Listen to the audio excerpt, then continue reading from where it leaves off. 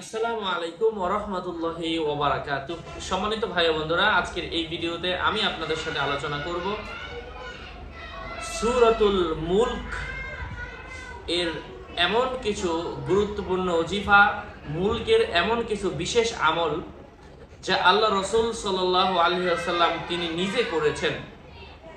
এটা কতবার পাঠ করলে কি হবে, রাসূল পাক সাল্লাল্লাহু আলাইহি ওয়াসাল্লাম থেকে কি কি রিওয়ায়াত আমাদের সামনে উঠে এসেছে এবং এটা লিখে রাখার কি ফজিলত, কোন দিন পাঠ করলে কি ফজিলত হবে, এই বিষয়গুলো নিয়ে আজকের এই ভিডিওতে আপনাদের সাথে আমি আলোচনা করব ইনশাআল্লাহ। আলোচনা বুঝতে ধৈর্য ধরে সাথেই থাকবেন। আমাদের এই ছোট্ট ইউটিউব চ্যানেলটি সাবস্ক্রাইব করতে ভুলবেন না। আমার ভেরিফাই ইউটিউব চ্যানেলের ভিডিও ডেসক্রিপশন বক্সে আমার পেজ এবং আইডি লিংক দেওয়া রয়েছে। এর বাইরে অন্য কোনো পেজ নাই, আইডি নাই, সাবধান। আমার নাম আর ছবি থাকলে ওইটা আমি না। প্রত্যেকটা ভিডিওতে আমরা সাবধান করি, সতর্ক করছি। বারবার বলার পরেও যদি কেউ সাবধান না হয়, এর দায়ভার আমরা নিচ্ছি না। আমাদের কোনো ইমো নাই, হোয়াটসঅ্যাপ নাই, সাবধান। প্রত্যেকটা ভিডিওতে বলা হচ্ছে। হাদিস শরীফের মধ্যে উল্লেখিত হয়েছে, মহানবী বিশ্বনবী মুহাম্মাদুর রাসূলুল্লাহ সাল্লাল্লাহু আলাইহি ওয়াসাল্লাম তিনি বলেছেন, এই সূরা পাঠকারীকে যতক্ষণ পর্যন্ত আল্লাহ তাআলা ক্ষমা না করেন ততক্ষণ পর্যন্ত এই সূরা তার জন্য আল্লাহ তাআলার কাছে সুপারিশ করতেই থাকবে, হে আল্লাহ তুমি আমার বন্ধুকে মাফ করো। এই সূরাটা আল্লাহ তাআলার কাছে সুপারিশ করতেই থাকবে। এই সূরাটা হচ্ছে এমন একটা সূরা। দ্বিতীয়ত, হাদিস শরীফের মধ্যে এসেছে, এই সূরাটা 41 বার খালেস দিলে, কেউ যদি এই সূরাটা 41 বার পাঠ করে, আল্লাহ তাআলা তাকে সকল ধরনের বালা মুসিবত থেকে হেফাজত করবেন। সুবহানাল্লাহ। সকল ধরনের বিপদ আপদ থেকে, বালা মুসিবত থেকে স্বয়ং আল্লাহ তাআলা হেফাজত করবেন।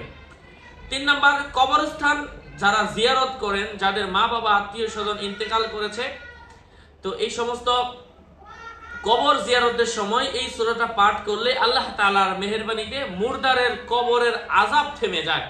আল্লাহ পাক মুরদারের কবরের আযাব মাফ করে দেন। এবং রাসূল পাক সাল্লাল্লাহু আলাইহি ওয়াসাল্লাম আরো বলেন, ইরশাদ করেছেন, প্রত্যেক মুসলমান যদি এই সূরা মুখস্থ করিয়া লইতো তাহলে তাহাদের জন্য কতই না ভালো হতো এবং এটা তাহাদের জন্য যথেষ্ট হতো। এই সূরা দৈনিক পাঠ করলে কিয়ামতের দিন পাঠকারীর মুক্তির জন্য আল্লাহ তাআলার নিকট এই সূরা সুপারিশ করিয়া তাহাকে বেহেশতে প্রবেশ করাইবে। এবং মিশক আম্বর জাফরান দিয়ে এই সূরাটা লিখিয়া কেউ যদি তার নিজের সাথে রাখে, আল্লাহ পাক তার সদ ইচ্ছাকে পূরণ করবেন।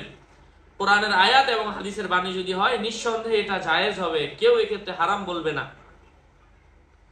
এই কালি স্ক্রিনে নাম্বার দেওয়া আছে, চাইলে ওনার থেকে সাথে যোগাযোগ করে আপনারা নিতে পারেন। একজন ছাত্র মানুষ, ওনার বিজ্ঞাপন আমরা দিচ্ছি আমার প্রত্যেকটা ভিডিওতে, অধিকাংশ ভিডিওতে, যেখানে প্রয়োজন সেই ভিডিওতে এই নাম্বারটা দেওয়া, আপনারা নিতে পারেন। এবং আমার ভিডিও ডেসক্রিপশন বক্সে আমার পেজের লিংক দেওয়া, এর বাইরে অন্য কোনো পেজ নাই, সাবধান। প্রত্যেকটা ভিডিওতে বলা হয় ভেরিফাই চ্যানেলের ডেসক্রিপশন বক্স।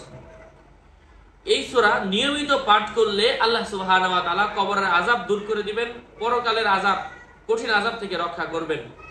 এবং 8 নাম্বার ফজিলত হচ্ছে, এই সূরাটা কেউ যদি সূর্য উদয়ের সময় পাঠ করে, ওই মাস মানে প্রত্যেকদিন সূর্য যখন উঠে ওই টাইমে যদি এই সূরাটা পাঠ করে, আল্লাহ তাআলা মাসের শুরুতে এই আমলটা করবে, পুরা মাস আল্লাহ পাক তাকে বিপদ থেকে, অভাব থেকে হেফাজতে রাখবেন, মানুষের মুখাপেক্ষি করবেন না। 3 দিন যাবত এই সূরাটা যদি দৈনিক পাঠ করে, আল্লাহ সুবহানাহু ওয়া তাআলা কারো চোখের মধ্যে যদি রোগ থাকে, 3 দিন প্রত্যেকদিন 3 বার করে পাঠ করবে, 3 দিন 9 বার পাঠ করার পরে চোখের মধ্যে যদি রোগ থাকে, প্রত্যেকদিন 3 বার পড়ার পর এভাবে চোখের মধ্যে বুলিয়ে দিবে, 3 বার ফু দিবে।